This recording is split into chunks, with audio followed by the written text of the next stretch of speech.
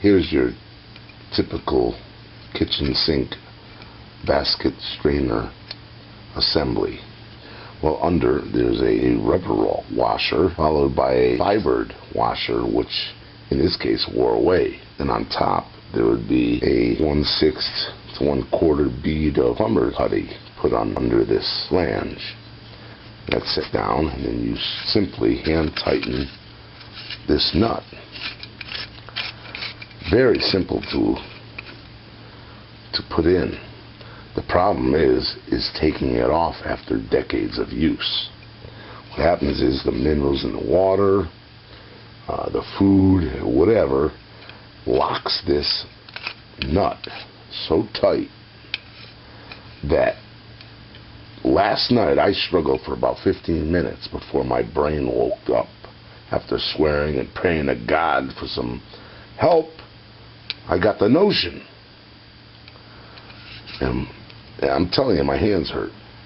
I finally put the torch to it, went around the nut for about a minute and a half, heated it up good, took my channel locks. Now I had to really look at these nuts, at the nut in these, you see these nodules? Well, that's where a special wrench goes to unloosen this. There is a special wrench for this. It's cheap, inexpensive, and I lended mine out years ago and I never got it back, so I had to go with the channel locks. You gotta grab these things and loosen it. At the same time, this thing's spinning around. Always happens. It spins around. It's old. So you gotta take pliers and grip this. Now this is awkward because I'm underneath the sink through the cabinet doors with this, and I'm on top of the sink with this, and I had to really focus after the heat. Well, it's still hot. Don't touch it with your hands. And it came off like butter. And there you have it. That's the tip. Before you start, heat it up for a couple minutes and then grip a couple of those nodules, hold it with your left hand on top with pliers, and then it'll come off in a jiffy. And this nut here had been taken off before, I know that. I replaced this a dozen years ago, the washers. And what happens is after a couple of times of struggling with this, there's actually, I think you can see this nut is cracked. You can see right through it.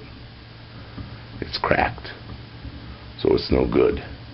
So for $10, go to the store, buy a new whole assembly, and it comes with a top hat washer, which you'll need. This is also deformed and ready for replacement. And one other thing I forgot to mention is when you go to reassemble this, use some Teflon tape and wrap it around the threads 2 to 3 times, or use some brush-on pipe dope around the threads, and do this with all your plumbing connections and even other types of connections that have threads. That way it'll be easier to remove when the time comes. That's the last tip I can give you. Don't kill your knuckles. Put some heat to it with a torch, and bing bang boom, you'll have your sink back to working order again. Thank you very much. Have a nice day.